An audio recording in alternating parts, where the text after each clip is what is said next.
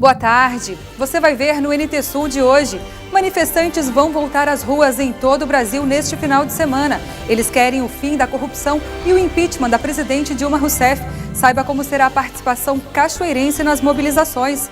Escola do Piquiri.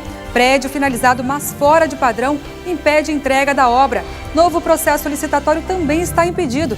Enquanto isso, quem aproveita o ambiente escolar, acredite, são as ovelhas.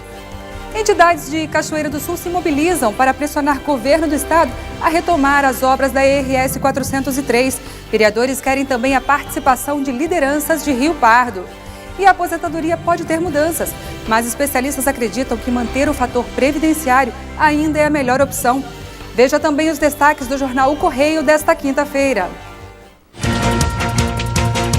O DAER não tem previsão da retomada das obras da ERS 403, na localidade de Capão do Valo, em Cachoeiro do Sul. A alegação é de que os recursos para pagamento da empresa Compasul estão trancados na Secretaria da Fazenda. As localidades de Paredão, Barro Vermelho e Acampamento Indígena passam por dificuldades de abastecimento, pois o caminhão-pipa da Prefeitura, que leva água até os locais, está parado desde o dia 27 de março. De acordo com a Secretaria de Agricultura e Pecuária, a manutenção custa em torno de R$30 mil, mas a licitação não foi feita. Um incêndio misterioso destruiu 3 carros na madrugada de ontem na Avenida dos Imigrantes, no bairro Oliveira. A suspeita dos proprietários é de que o fogo tenha se originado de forma criminosa. O prejuízo é estimado em cerca de R$30 mil.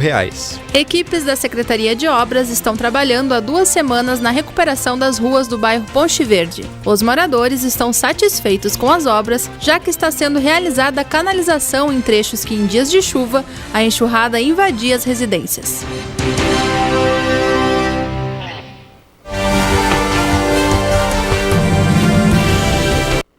Olá, tudo bem? Os 120 anos da relação diplomática entre Brasil e Japão são marcados com uma série de atividades na capital. Nesta semana, o embaixador do Japão foi recebido pelo governador José Ivo Sartori. Entre os assuntos discutidos está uma maior aproximação comercial entre o país oriental e o estado gaúcho. A chegada do embaixador Kunio Umeda ao Palácio Piratini teve honras militares e a presença de autoridades. A visita do embaixador do Japão marcou os 35 anos do convênio de fraternidade firmado entre o Rio Grande do Sul e a província de Shiga. O objetivo da parceria é reforçar os laços de amizade e manter o intercâmbio e a cooperação em diversos setores, entre eles o da economia. Em reunião, empresários japoneses e o governo do estado acreditam na ampliação de investimentos de empresas daquele país no Rio Grande do Sul. Eu tenho certeza que aquilo que começou lá na agricultura vai ter um caminho muito grande no desenvolvimento científico, tecnológico, em todas as áreas profissionais, mas também nos investimentos industriais que serão cada vez mais profundos no nosso estado do Rio Grande do Sul. Hoje vim aqui com 17 empresários japoneses e conseguimos estreitar nossas relações da economia. Um ritual de mais de 2 séculos marcou os 120 anos da relação diplomática entre os países. Na capital, a Praça Shiga, no bairro Higienópolis, tem o nome da província japonesa. Inaugurada em 1983, o presente simboliza a amizade entre os estados. A conclusão do projeto de construção da Escola Estadual do Piquiri, em Cachoeira do Sul, foi concluída em 2013, mas até agora não funciona, apesar do clamor da comunidade. Nossa equipe foi até lá ouvir a população e também buscou respostas para a obra, que já está sendo chamada de Escola de Ovelhas. Veja na reportagem. Visto assim de fora, o prédio da escola está em perfeitas condições e prontinho para ser usado. Só que a realidade não é bem assim. O projeto foi concluído, mas não foi aprovado pelo Colegiado Maior da Educação por estar fora de padrão. O Conselho Estadual de Educação, ele realizou exigências porque naquela escola só vai funcionar o ensino médio. Na época do projeto, o ensino médio não previa, por exemplo, alimentação para os alunos, porque agora, dentro do sistema educacional, tem o turno inverso. Então, os alunos vão almoçar na escola. Então, aquela escola não tem refeitório, não tem cozinha, né, e não tem acessibilidade também, além de eles exigirem a construção de uma quadra para a prática esportiva. O representante da 24ª CRE explica que em 2005, quando o projeto foi elaborado, não havia a mesma obrigatoriedade de que escolas de ensino médio tivessem refeitório, quadra coberta e acessibilidade. A construtora finalizou a obra, mas ainda não conseguiu entregá-la oficialmente à Secretaria Estadual de Obras devido a algumas correções contestadas pela empresa. Com isso, o novo processo licitatório e a contratação de uma nova empresa para a finalização da obra não podem acontecer. Mas as obras complementares não são apenas estas. O cercamento da escola envolve também uma grande valeta que precisa ser canalizada. Os canos, inclusive, já estão depositados ao lado da escola já faz algum tempo. Nós temos algumas situações assim onde é obrigação do município, né, relacionada com o meio ambiente, com o valetão que tem dentro da escola, com uma parte de drenagem do terreno da escola.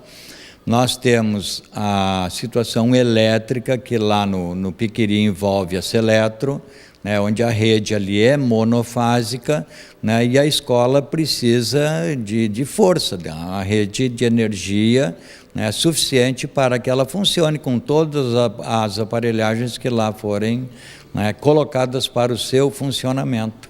Na comunidade da Vila Piquiri, a vida escolar de muitos jovens está parada esperando pela inauguração da nova escola. Vem de noite, daí não dá. Tem que ficar o dia todo no colégio. E o que tu espera então, a abertura da escola? Sim, eu quero. Daí eu tô esperando que abra ali para eu poder estudar ali. Tem gente que estão querendo sair até do colégio, por causa que fica muito noite para eles virem. É pertinho, bem pertinho de casa, posso estudar, meu irmão junto, tenho um irmão de 16 anos que também quer voltar. Agora vai acabar aqui, vai se formar esse ano, se Deus quiser. Os guria lá que moram lá para fora, que é mais difícil, eles não estão estudando. Porque tem dias que o ônibus, por enquanto, não está passando. Que tem dias que no inverno mesmo o ônibus não vai no cerro. Que aí eles ficam sem estudar. E aí o quê? Porque o primeiro grau, eu sei que é difícil, que o meu filho já está reclamando que é difícil. E aí depois eles rodam por quê? Por causa que não tem oportunidade, não tem a escola que está aqui, ó. Sem abrir. Para nós, se abrir ali para nossos filhos, para nós é melhor. Muitos pais estão preocupados com as dificuldades enfrentadas pelos filhos e jovens da localidade e redondezas para desfrutarem do direito ao estudo. A gente puxa aluno lá da mineração, lá da Palermo, entendeu? É muito longe, a gente tem que forçar muitos carros, entendeu? E ser estrada para trabalhar, entendeu? Melhorava 100% se abrir esse colégio aqui. A gente torce que abre esse colégio aí, entendeu? Que é que funcione. Meu guri mesmo podia estar estudando aí, está trabalhando na lavoura, porque não vai para a cidade. Meio de transporte muito ruim. Então não tem, podia estar estudando. Era para estar estudando, está ali na lavoura ali, ó. Tudo pertinho? Tudo pertinho. Aí com o colégio na porta da casa, como vocês veem aí, no lado, fundo da casa. Era só sair ali, estava no colégio. E quantas crianças daqui que não estão mais estudando por isso? A gente, como mãe, a gente se preocupa, porque esses dias aconteceu de um caminhão bater no ônibus. E o motorista acabou cortando, levando uns cortes na sobrancelha, né? Então a gente, como mãe, se preocupa de pegar a estrada todos os dias para ir para Cachoeira. Porque esse ônibus vem de muito longe, ele não tem horário às vezes para passar aqui. Às vezes passa 11h30 e o meu filho entra 1h30 e chega em casa quase 7 horas da noite. Então a gente, como mãe, se preocupa. Sabe? Então a gente gostaria muito que abrisse essa escola aqui. O comerciante Davi Trentin acompanhou todo o processo de reivindicação e construção da escola. Ele tem uma filha de 13 anos prestes a ingressar no ensino médio e aposta no funcionamento do educandário como fator de transformação na vida da comunidade. Muda sim, muda porque já começa na dificuldade dos pais que tem para deslocar os filhos para a cidade, né? Já começa aí já um ponto mais positivo que a gente tem. E também a gente, eu acho que aí a comunidade em si, com os moradores, já tem uma mobilização, né, moradores juntos. Acredito que isso aí vai ajudar muito na educação para nós aqui. Foi um trabalho de longo tempo que a gente lutou por isso, né? E hoje a gente está vendo assim, uma obra quase praticamente concluída e sem expectativa nenhuma. Esse é o nosso sentimento aqui da comunidade. Tem que funcionar. O único que dava força pra gente era o vereador Bica e o coitado faleceu. Aí agora ninguém se importa. A referência ao vereador Armando Bica Pedroso é justa. Ele foi o principal mobilizador comunitário pelo projeto e 5 meses antes de novembro de 2014, quando morreu de câncer, ele foi a Porto Alegre reivindicar a conclusão do projeto. Nós temos esperança na coordenadoria de que este ano a gente consiga finalizar tudo para podermos abrir a escola em 2016. Veja bem, Helena, assim, não é uma promessa, isto é uma esperança. Nós sabemos que o sistema legal ele anda devagar, porque tem o projeto, tem a licitação, tem o empenho, a carta convite para depois dar a ordem de serviço e o prazo necessário para a realização de todas as obras que foram julgadas necessárias. Nós realizamos esta gravação próximo ao meio-dia, momento em que pelos portões das escolas saem muitas crianças. Aqui na escola do Piquiri, a realidade é outra. Ao invés do vai e vem de crianças, o que se vê são muitas ovelhas descansando à sombra da escola. Um monte de ovelha ali dentro. E aí? E os nossos filhos estão lá no colégio e as ovelhas que estudam ali. Agora é um monte de ovelha, então tem que montar um zoológico, então se não abrir o colégio. Que os jovens da Escola Piquiri e imediações que finalizam o ensino fundamental na Escola Sagrado Coração de Jesus ou na cidade farão o ensino médio na nova escola ainda é uma promessa inconsistente. E para aqueles que estão começando a vida estudantil e não sabem de toda essa história, uma escola nova, perto de casa, no ensino médio, será uma boa perspectiva. Verdade. Veja a seguir, a aposentadoria pode ter mudanças, mas especialistas acreditam que manter o fator previdenciário ainda é a melhor solução. E no comentário desta quinta, Júlio Mafuz opina sobre a redução da maioridade penal. Em instantes, nós voltamos já.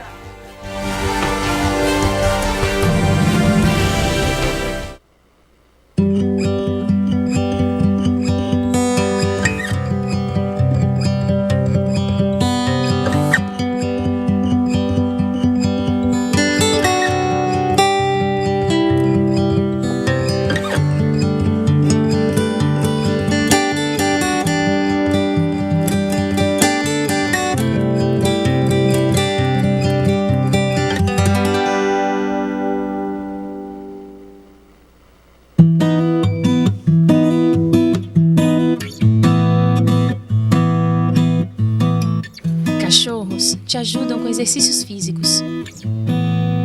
Também te ensinam a ter bom gosto pela arte. Eles te ensinam a ter paciência.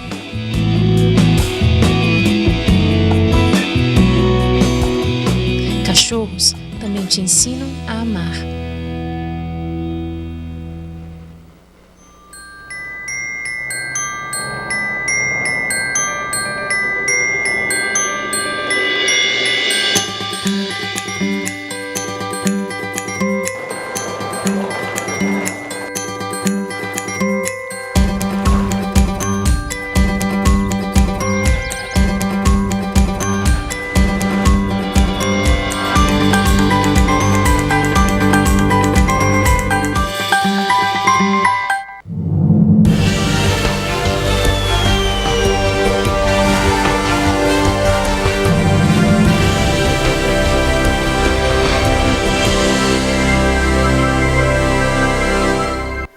Uma proposta tem como objetivo mudar as regras para a aposentadoria no Brasil. A ideia é que a idade do trabalhador e o tempo de contribuição somem 95 anos para homens e 85 para mulheres. O projeto contribui para o programa de ajuste fiscal do governo, mas aposentados e especialistas acreditam que manter o fator previdenciário é a melhor opção. Criticado por muitos, o fim do fator previdenciário foi defendido até pelo ministro da Previdência. Mas a proposta substituta, a chamada 85-95, não é consenso entre aposentados e especialistas. Essa advogada diz que tem muitos clientes confusos, pensando até em apressar o pedido de aposentadoria. Depende da situação. Tem alguns que é favorável aguardar e outros é favorável se aposentar antes. Não vale a pena para quem está com, vamos supor que é jovem ainda, né? Que não, daí vai ter que aguardar os 95. Vamos pegar como exemplo um homem que começou a trabalhar aos 15 anos de idade. Depois de 35 anos de contribuição, ou seja, aos 50 anos, essa pessoa já pode se aposentar. Porém, pela regra do fator previdenciário, o valor da aposentadoria seria aproximadamente metade do último salário recebido pelo trabalhador, porque ele não atingiu a idade mínima de 65 anos para se aposentar. Já na proposta 85-95, a soma do tempo de contribuição e da idade do trabalhador deve ser de 95 anos para os homens e 85 para as mulheres. O mesmo homem que começou a trabalhar aos 15 anos terá que contribuir 40 para a Previdência para atingir o número 95. Ou seja, ele só poderá se aposentar aos 55 anos. 5 anos a mais, sem um direito, né, que ele já teria hoje, atualmente, que é se aposentar com seus 50 anos, que a gente sabe hoje que qualquer renda que vier, um pouco a mais, já ajuda muito essa classe que a grande maioria ganha um salário mínimo por mês e é onde mais se gasta com remédio e outras questões. A Federação dos Aposentados diz que não é contra a proposta 85-95, mas defende que o fator previdenciário continue como alternativa para o trabalhador. No caso de aos 50 anos eu perder o meu emprego, não conseguir outro, então eu não fico sem alternativa se não permanecer a opção do fator previdenciário. Esse projeto de mudanças nas regras de aposentadoria ainda está em fase de discussão, mas a chamada Fórmula 85-95 pode também representar mais dificuldades para o trabalhador. De acordo com esta nova fórmula, haveria a soma do tempo de serviço do trabalhador com a idade dele e os homens obteriam o direito à aposentadoria a partir de 95 anos e as mulheres 85 anos. Nós vamos conversar um pouquinho sobre esta nova proposta com a advogada Rosana Azevedo, que é especialista em direito previdenciário. Doutora, esta proposta é uma boa ou não para o trabalhador, ou dificulta um pouco mais ainda o direito à aposentadoria? Eu diria que nós estamos vivendo uma época muito ruim e com essa nova medida, a 85-95 passaria a ser a bem pior. Por quê?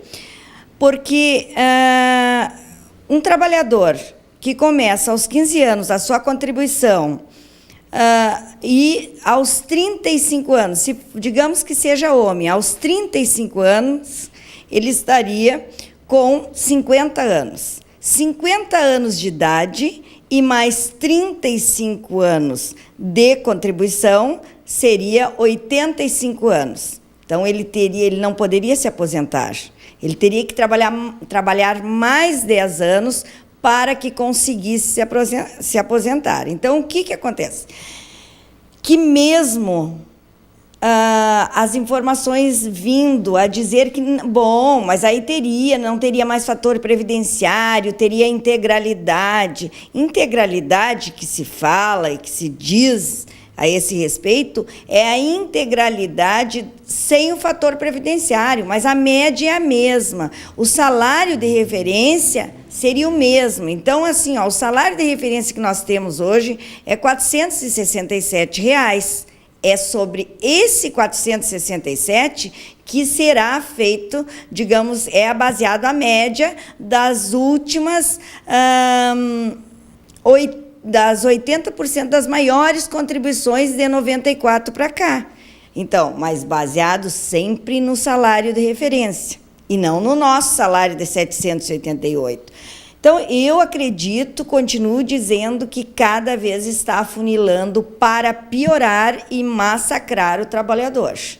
A idade é um fator que cada vez aumenta mais. Isso a gente percebe principalmente cada vez que o IBGE menciona que aumenta a expectativa de vida do brasileiro, a gente saúda como uma coisa boa, mas para o trabalhador, para o direito à aposentadoria, acaba se tornando uma coisa cada vez mais difícil porque a idade aumenta, né? É o que nós chamamos de sobrevida.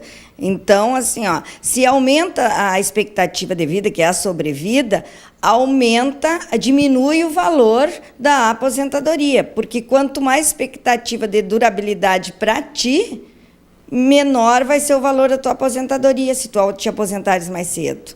Então, é muito complicado, tanto para a mulher como para o homem. Continuo dizendo que essa medida 85/95 está abrindo portas para o 95/105. Tá? Então, isso assim, ó, é um trabalho já visando mais, digamos, afunilar muito mais essa situação. Quem é que sofre? É a classe média e a classe baixa. Tá? Porque as pessoas digamos assim, ó, de uma classe, digamos, média e inferior, são as pessoas que começam a trabalhar bem mais cedo, sabe? Que muitas vezes nem conseguem cursar uma faculdade, mesmo com todas as facilidades que hoje nós temos.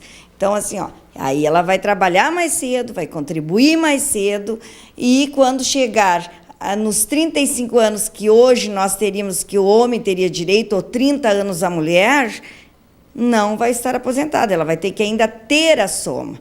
Claro que nós não sabemos os detalhes, nós não sabemos as exceções, exceto tal caso, exceto outro caso, mas, a princípio, eu vejo uma medida massacradora para o trabalhador. E essa medida não seria também, tipo, digamos, entre aspas, uma jogada para que a atual fórmula com o famigerado fator previdenciário se torne mais atraente para o trabalhador? Olha, nós já não sabemos muito o que nós podemos falar, porque não se sabe o que se passa por essas cabeças. Mas, a princípio, conseguimos ver alguma coisa boa até no fator previdenciário. Porque quando tu mostra uma situação pior, ou quando tu enxergas uma situação ao teu lado bem pior que a tua ameniza, tu tem um consolo. Não, mas se está passando uma situação bem mais difícil que a minha, o que tu pensa? Não, eu até que estou passando uma situação bem boa, e isso talvez seja a grande jogada, como tu estás falando. O ideal que eu penso é que fosse abolido o salário de referência. O salário de referência, hoje, que é baseado desde a época que o Brito foi ministro da Previdência, em 80, que passou o salário passou a ser o cálculo feito sobre o salário de referência, que hoje é 467. Então, a princípio, que não houvesse mais o salário de referência para ser pago a aposentadoria, que se baseasse no mesmo salário que nós contribuímos, que é 788. Então, isso seria uma medida justa de início. A partir daí, então, pode até ficar sobre o mesmo tempo de contribuição que fosse feito e que baseasse nessas contribuições, que fosse sobre 10 salários, sobre 5 salários, sobre 3 salários, seria o mínimo, o justo, porque o trabalhador sempre está à mercê dos cálculos, não é do justo, é de uma política toda trabalhada e que pensam no achatamento. Então, ninguém pensa, entra um político, entra um ministério, alguém para o ministério, entra um novo mandato de um presidente. A Previdência é a única que sempre é massacrada. Doutor, qual seria a fórmula justa de aposentadoria para o trabalhador? Eu não diria uma fórmula justa, mas eu diria mais digna, que o mínimo que fosse que eliminassem o salário referência, que os cálculos para pagamento de uma aposentadoria fosse baseado no salário mínimo, que é o próprio que nós, contribuidores, recolhemos, contribuímos para a Previdência. Então, partindo desse princípio, eliminando o salário de referência, já seria um up para todos. E, a partir daí, poderia até continuar com essa média de contribuições desde 94, mas baseado sempre no salário mínimo, não de referência. No dia a dia, aqui no seu escritório, as pessoas vêm aqui para encaminhamento de aposentadoria também. A senhora acha que, a partir dessa nova proposta, dessa nova possibilidade que se abre, haverá que uma corrida para novas aposentadorias, novos processos de aposentadoria, ainda que as proporcionais, que não são, às vezes, tão vantajosas para o trabalhador? sempre quando está com uma medida, uma mudança, prevendo uma mudança, e essa mudança não se olha com bons olhos, sempre as pessoas ficam bem mais atentas, bem mais precavidas, recorrem aos escritórios para, digamos, ouvir até a voz de uma pessoa mais experiente que atua nessa área, mas, neste caso, nós não podemos nos limitar a dizer, ora, faça uma aposentadoria ou não faça, porque nem nós mesmos sabemos o que pode acontecer. Então, assim, mas as pessoas, eu acho que têm que medirem o que para elas agora seria o melhor. Se vai implementar essa nova medida ou se ficaria assim. Então, atuando de uma forma ou atuando de outra, agora é época de aposentadoria. Quem tem tempo não tem o que esperar, porque nós todos sabemos que não é só os que atuam nessa área que já tomaram conhecimento, que essa época só vai afunilar, só vai piorar.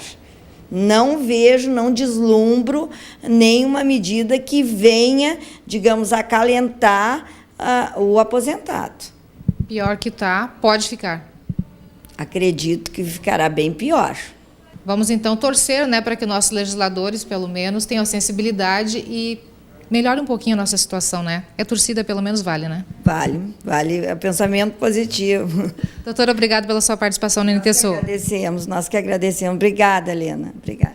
Tá, então, a participação da doutora Rosana Azevedo sobre esta nova possibilidade, né, de proposta para a aposentadoria aqui no Brasil. Vamos ficar na torcida aí para que realmente o melhor venha a acontecer e que nossos legisladores tenham, então, sensibilidade, né?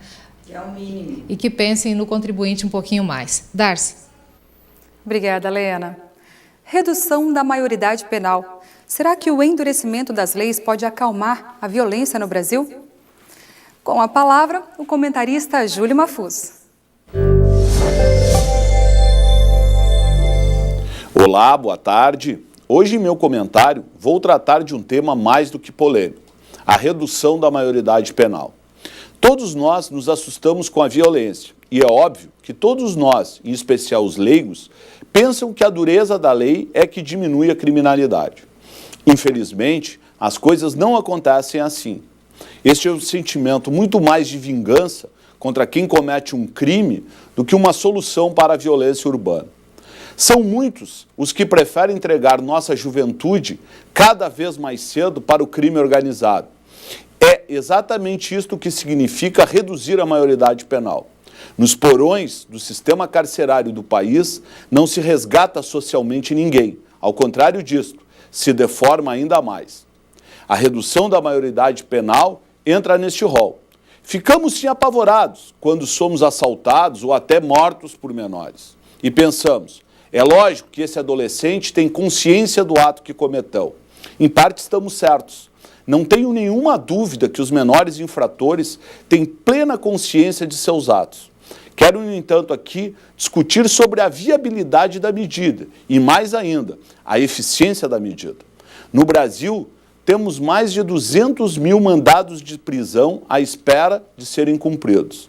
Muitos deles não cumpridos porque simplesmente não temos espaço nos presídios. Uma solução simplista seria a pena de morte, pois quero aqui dar outra notícia. A pena de morte há muito está instituída dentro dos presídios e também não resolveu a superlotação. Aliás, a nossa massa carcerária é a terceira maior do mundo. Sabia disso?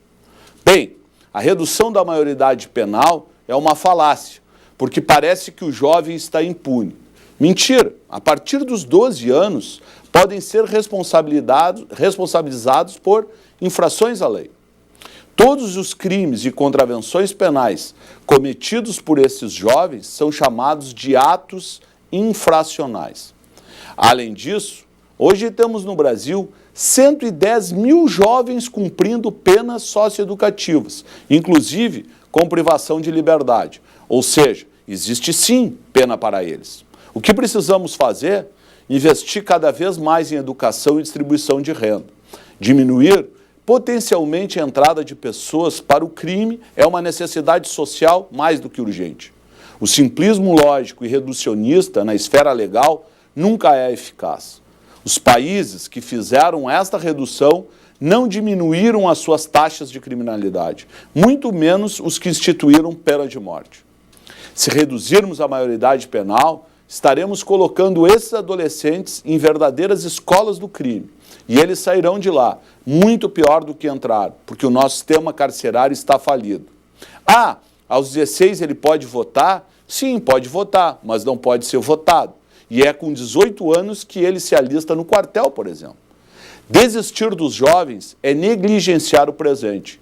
Desistir dos jovens é desistir do futuro. Falei e assino embaixo.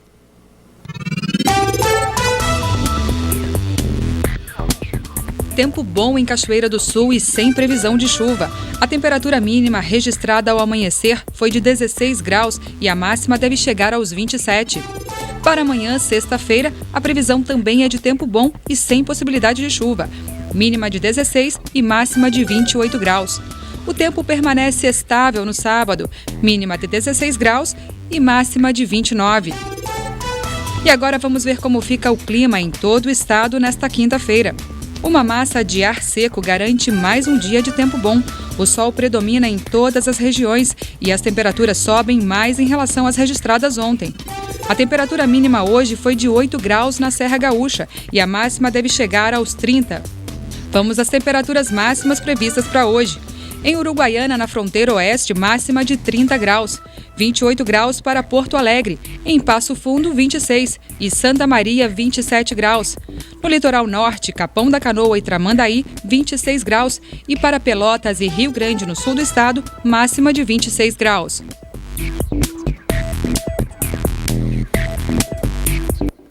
Veja depois do intervalo. Entidades de Cachoeira do Sul se mobilizam para pressionar o governo do estado a retomar as obras da ERS 403. Vereadores querem também a participação de lideranças de Rio Pardo. É já. Fique com a gente.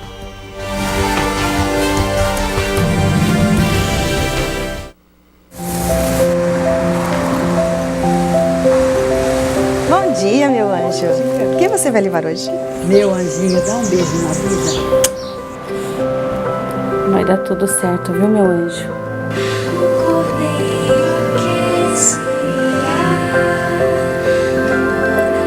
Ela canta como um anjo.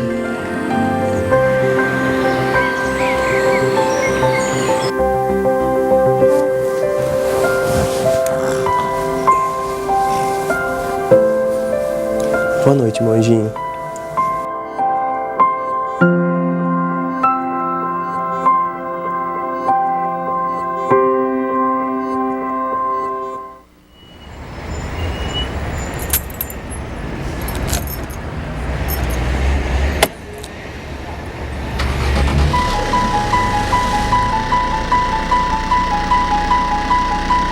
E a estrada da vida, cheia de curvas, cheia de retas. Independente do ponto de partida, ela é feita para todos e tem um destino. Nela os atalhos não são bem-vindos. E o que importa mesmo é entender a mensagem de quem nos guia. O caminho pode ser difícil, muitas vezes até incerto, mas aquele que criou a estrada também guia os viajantes. Por isso ele alerta, indica e avisa quão perto estamos do destino final. Mas se você se distrair e perceber que errou o caminho, pegar o retorno é sempre a melhor opção.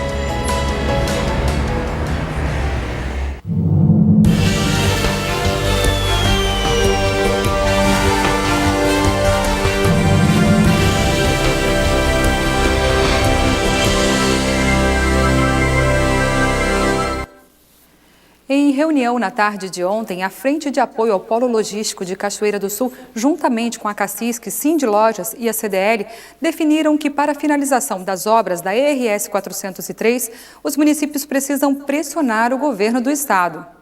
O CDL foi o local escolhido pelos representantes para definir ações que possam solucionar o problema da estrada. A reunião contou com a presença dos vereadores Marcelo Figueiró e Vinícius Cornelli. e com os representantes da Cacisc, Sindilojas e CDL. O presidente da Câmara de Vereadores do município chegou minutos antes do final. Os líderes citam que falta o contrato da execução da obra. Nós estamos correndo atrás desse contrato para vermos realmente o que diz esse contrato. Baseado no que diz esse contrato, nós então poderemos fazer uma maior pressão para que seja efetuado dentro do prazo contratual. O grupo irá até Porto Alegre. A data deve ser definida na próxima segunda-feira. Porque é uma obra muito importante para o desenvolvimento regional. Ela vem sendo construída há muitos anos.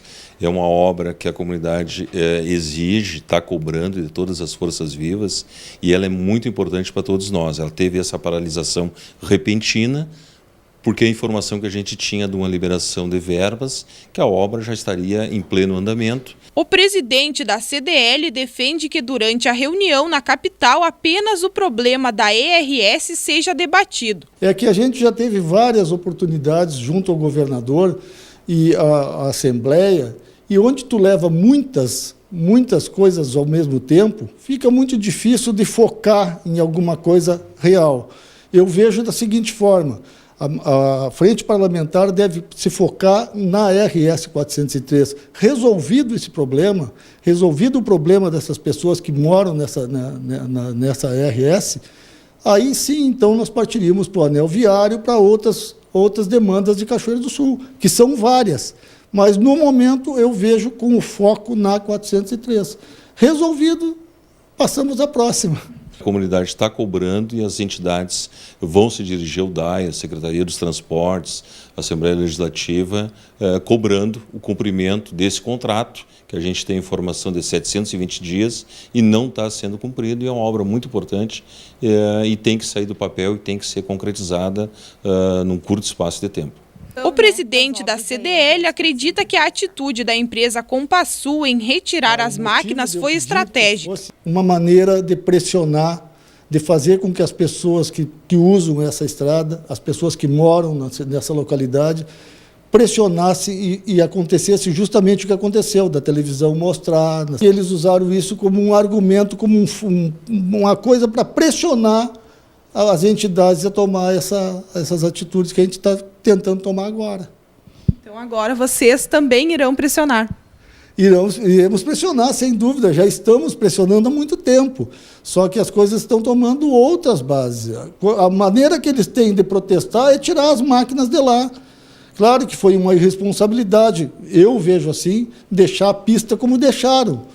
O presidente da Cacisc salienta a importância da retomada da obra para o município. Então, o mais difícil, que era projeto, que era verba, tudo isso está à disposição. Então, a sociedade está cobrando o cumprimento, então, a execução desse planejamento, desse contrato, a liberação das verbas, o retorno da empresa e a conclusão do asfalto. No que depender do grupo, as ações serão cobradas no menor tempo possível. Olha, é uma caixinha de surpresas, né? Porque, segundo o governador, não há dinheiro.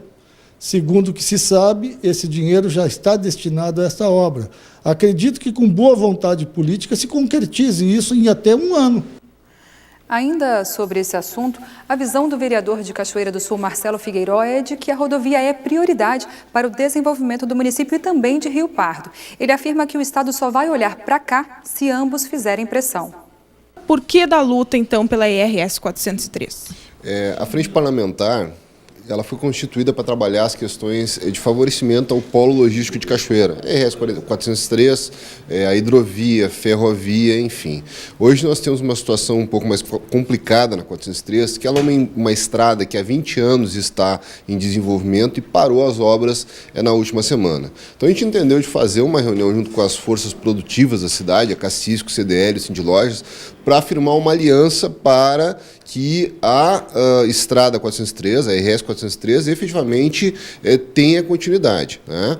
Uma boa parte da estrada, quando as máquinas saíram, né, ela estava completamente aberta, passando dificuldade para os moradores que não conseguem transitar ali. Então, qual é que foi a nossa visão e a discussão que nós fizemos na reunião? Né? Da necessidade de se organizar um grupo permanente de pressão em relação a 403.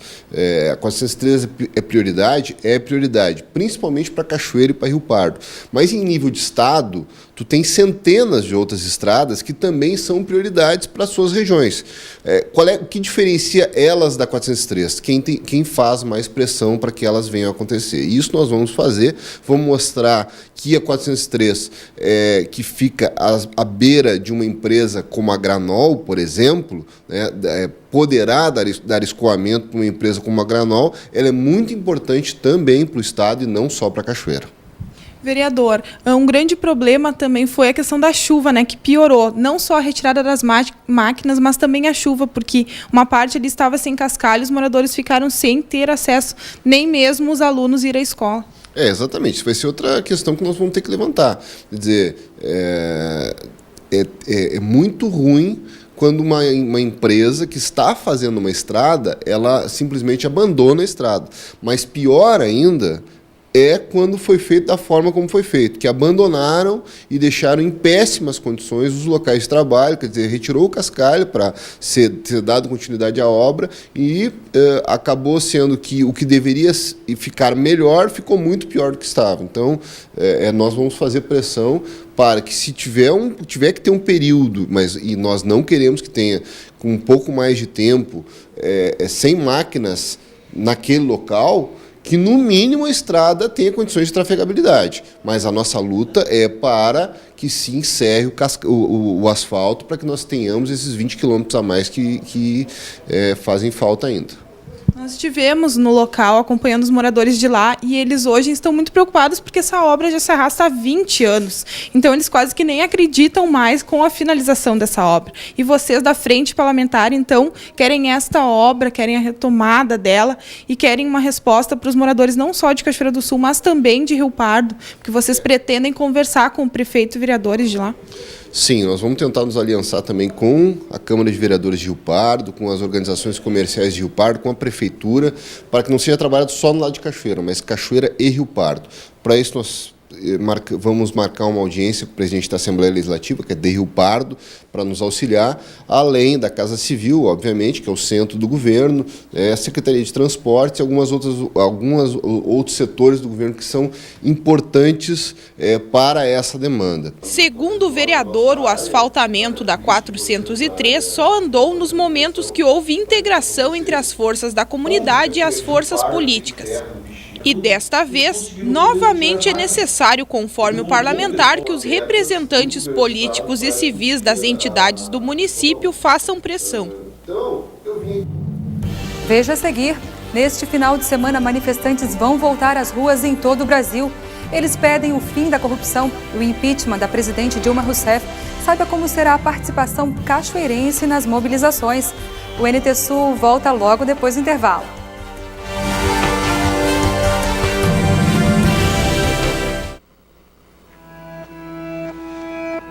Eu fiz o meu mestrado em gestão de negócios com ênfase em estatística. E ao fazer a faculdade de teologia, eu já me envolvi com comunicação.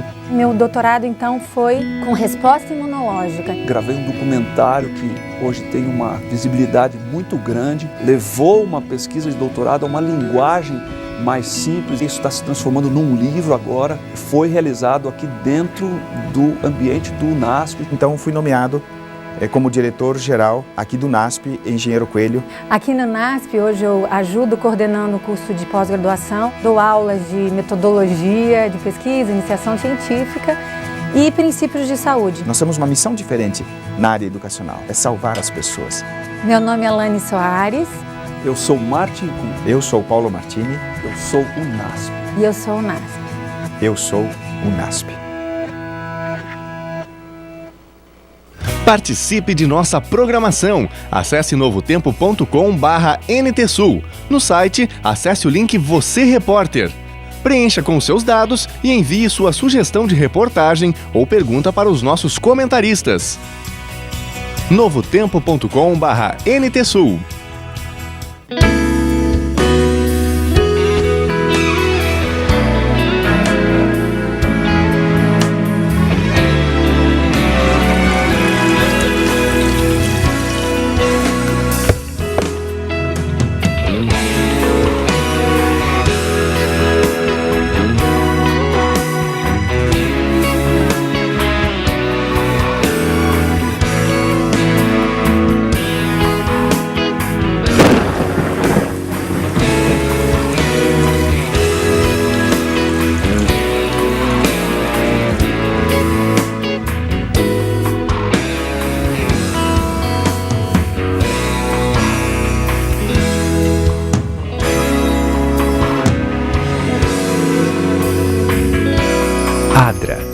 transformando o mundo, uma vida de cada vez.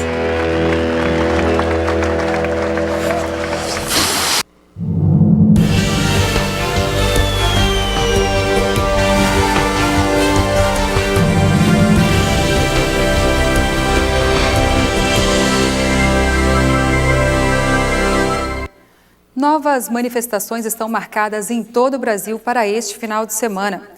Em Cachoeira do Sul, as mobilizações devem registrar outra vez centenas de pessoas nas ruas da cidade. Daniel Nunes conversa agora com os organizadores do protesto. Nós vamos falar agora aqui no NT Sul sobre as manifestações do dia 12 de abril. Estamos já perto do fim de semana, desde o início do ano, especialmente em março, mobilizações, manifestações vêm tomando conta do Brasil contra a corrupção e materializando também como uma das pautas de reivindicações o Fora Dilma, Fora PT, uma pauta um pouquinho mais fechada em relação às manifestações do ano passado ou de anos anteriores que vem ganhando todo o país. Nós vamos falar especificamente sobre as reivindicações aqui em Cachoeira do Sul. Essas manifestações levaram às ruas pelo menos 5.000 pessoas, de acordo com estimativas da Brigada Militar, e nós vamos conversar com representantes desta mobilização aqui de Cachoeira. Vanessa Nogueira, boa tarde, seja bem-vindo ao NT Sul. Boa tarde, obrigada. Vamos conversar também com o Marcos Antônio Júnior, ele é presidente do Clube Netuno e representante também dos Estudantes pela Liberdade. Boa tarde, Marcos. Boa tarde aos telespectadores. Fala pra gente um pouquinho sobre o Clube Netuno e Estudantes pela Liberdade, que grupo é esse? Os Estudantes pela Liberdade é uma organização internacional, não governamental, que busca discutir ideias liberais. Liberalismo social, liberalismo econômico, Estado democrático de direito. Basicamente, o que une os estudantes pela liberdade é a busca por um ideal de liberdade que muitas vezes falta em nossa sociedade. E essa também é uma das reivindicações que nós estamos tendo e tivemos dia 15 e agora dia 12. A presidente Dilma Rousseff se pronunciou sobre as manifestações, nós tivemos pronunciamentos de ministros e algumas atitudes também por parte do governo federal. Essas respostas contra a corrupção foram satisfatórias? Não foram? Contra o que vocês vão protestar agora dia 12? Então, as respostas não foram satisfatórias. O que foi apresentado pelo governo foi o pacote anticorrupção, né? Proposto pelo próprio governo do PT. E o povo não aceitou, não irá admitir, porque tu imagina um pacote de corrupção proposto pelo partido mais corrupto que o país já viu nos últimos anos, né? É impossível dar certo. Então, nós não queremos pacote anticorrupção, nós queremos sim o impeachment da presidente Dilma. Sabemos que isso não é a solução de todos os problemas, é apenas o início, é o passo inicial, né? As pessoas às vezes criticam o movimento falando: vocês estão batendo muito no PT, precisam atacar outros partidos onde também há corrupção. Com certeza a gente concorda com isso, em vários partidos há corrupção, só que não nessa proporção do que acontece dentro do Partido dos Trabalhadores do PT, não é? O PT, sem dúvida nenhuma, é um dos partidos mais corruptos que esse país já viu. Então, a gente precisa começar atacando, né, ali pedindo o impeachment da presidente Dilma. Se precisa colocar que, se não me falha a memória, em 2002, quando estourou o escândalo do Mensalão, o ex-presidente Lula também anunciou um pacote anticorrupção. Se trata apenas de uma medida para levar para a barriga, para tentar acalmar a opinião pública. Não se trata de uma medida para combater a corrupção, mas uma medida simplesmente demagoga. Nós temos, por exemplo, em nível de Brasil, o movimento Brasil Livre, que foi quem organizou, por exemplo, as manifestações em São Paulo, quase 1 milhão de pessoas na Paulista, na região do MASP, no dia 5. Porto Alegre também, a manifestação foi relativamente grande. Cachoeira faz parte desse movimento, é um grupo independente. Quem organiza? Quem é Vanessa Nogueira? Quem é Marcos? Como que vocês se reúnem? Quem está por trás das manifestações em Cachoeira? Na verdade, as manifestações em âmbito nacional estão sendo organizadas pelo MBL e pelo Vem Pra Rua. E nós somos organizadores e representantes do MBL aqui em Cachoeira. Somos indivíduos preocupados com o país. Somos totalmente apartidários. Tudo que a gente está fazendo é com ajuda, com doações de pessoas, de cidadãos comuns. Digamos que seja retirada a presidente Dilma Rousseff do poder, não é? Como que vocês veem? Talvez nós precisaríamos no país de uma reforma mais profunda, né? O que vocês pensam nesse sentido aí? Na verdade, como eu falei no começo, o impeachment é uma maneira simbólica, um começo apenas. Porque a corrupção é uma coisa bem mais ampla que vai muito além do PT apenas, né? O impeachment seria apenas o começo.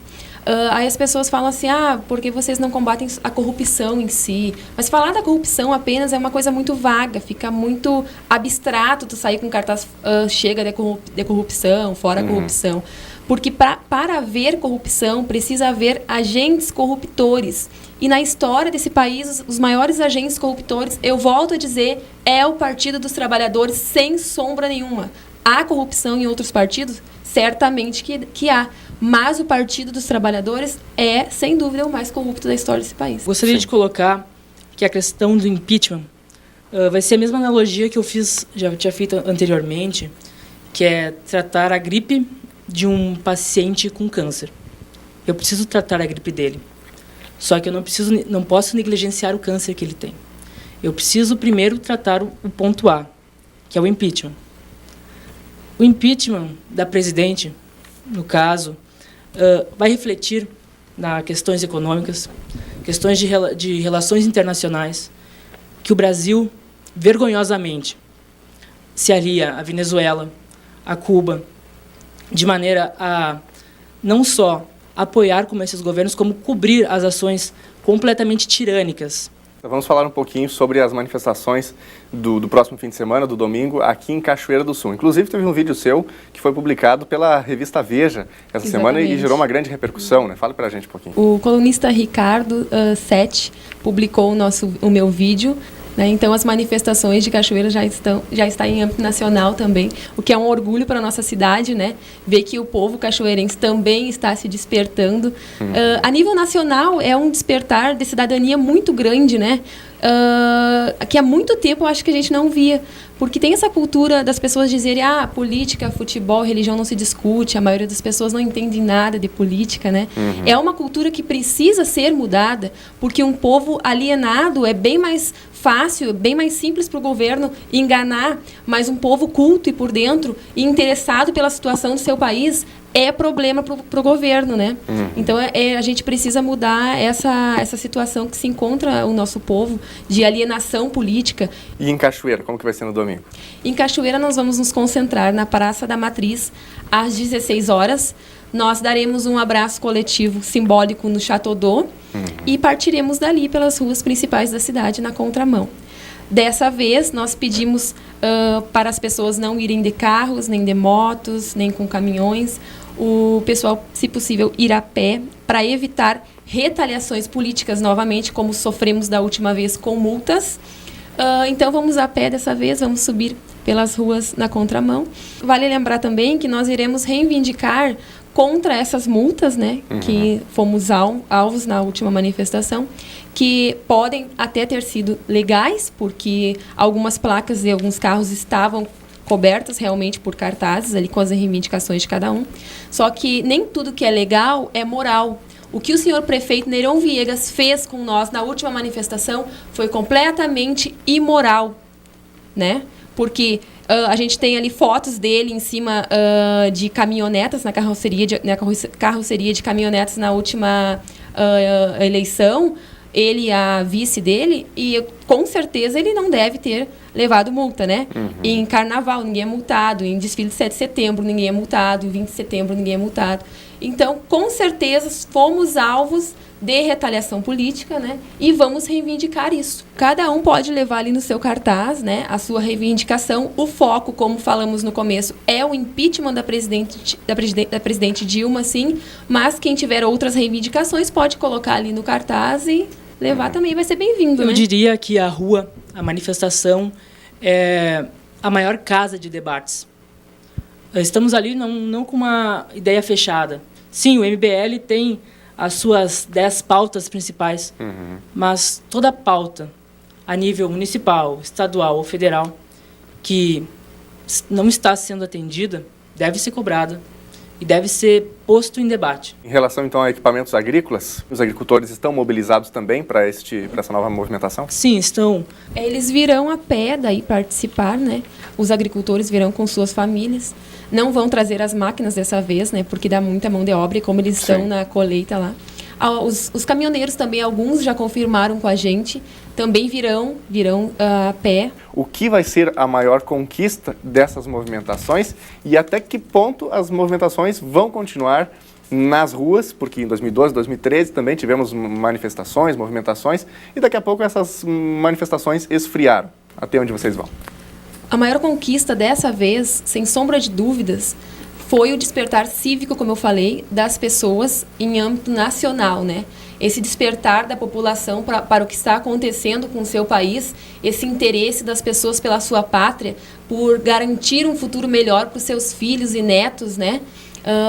Esse despertar de ir às ruas e lutar por um futuro melhor, isso já é o melhor ganho, a melhor coisa que nos aconteceu até agora. Sem sombra eu diria que nosso maior ganho até agora foi mostrar que no Brasil existe oposição. Foi mostrar que ainda não nos calaram, como aconteceu na Venezuela. Que apesar de nos acusarem de golpistas, de terceiristas, estamos querendo fazer o terceiro turno, não. No Brasil existe oposição. E uma oposição civil. Não apenas uma oposição dentro das casas de governo, mas uma oposição civil que não está contente, que não está satisfeito com o que temos aqui nesse momento. O que foi prometido também e não foi cumprido. Vocês pensam em seguir carreira política? Eu preciso colocar aqui para vocês, tanto para os telespectadores, que política não é uma profissão. Política é um serviço à comunidade. Quem trata a política como profissão já começou errado por aí. Política não deve ser encarada como uma profissão, assim como um serviço. Tu tem que ter um interesse, um despertar de ajudar a população, de servir o teu povo, né? Isso é muito importante. E é necessário uma mudança no cenário político hoje, não só no Brasil, mas na nossa cidade também. A gente está carente de políticos que realmente se interessem pelos assuntos da população e não só com interesses, pelos interesses próprios de si mesmo, né? E muita gente que entrou na política, inclusive, com bons interesses, e aí está possivelmente um problema do país, uma mudança de modelo que a gente tem que fazer, tem os interesses do partido, né? Então, muitas vezes, mesmo que a pessoa tenha a sua intenção, a sua vontade de fazer boas ações, na maioria dos casos, tem toda uma negociação e tudo mais, e aí os projetos, às vezes, não andam. Mas desejamos sucesso a vocês aí, obrigado por atender a equipe aqui da TV Novo Tempo. E agora, dia 12, como já está sendo apelidado, o dia D vai ser maior, e vamos continuar nas ruas, até que as nossas reivindicações sejam atendidas. Aguardamos o povo cachoeirense nas ruas, todas as pessoas, crianças, jovens e idosos que não estão satisfeitos com essa situação, né? Não iremos pagar a conta da corrupção que o PT deixou para nós, da roubalheira da Petrobras, não iremos aceitar isso calados. Esperamos, então, toda a população na rua com a gente, independente de partido político, todo cidadão de bem e que quer uma mudança real para o seu país, tanto a nível municipal como nacional. E aguardamos nas ruas com a gente no próximo domingo, às 16 horas, na Praça da Matriz. Vai ser uma manifestação pacífica. Vocês podem levar suas crianças tranquilamente, né, como da outra vez, com o acompanhamento da Brigada Militar, sem problema algum. Tá certo. Muito obrigado, Darcy. Obrigada, Daniel. O NT Sul desta quinta-feira fica por aqui. Lembramos que você pode participar com a gente através do site novotempo.com/NTSul e também pelo facebook.com/TV Cachoeira. Envie sua sugestão de reportagem, entrevista ou conte pra gente o que acontece no seu bairro. Uma ótima tarde, esperamos você amanhã ao meio-dia. Tchau!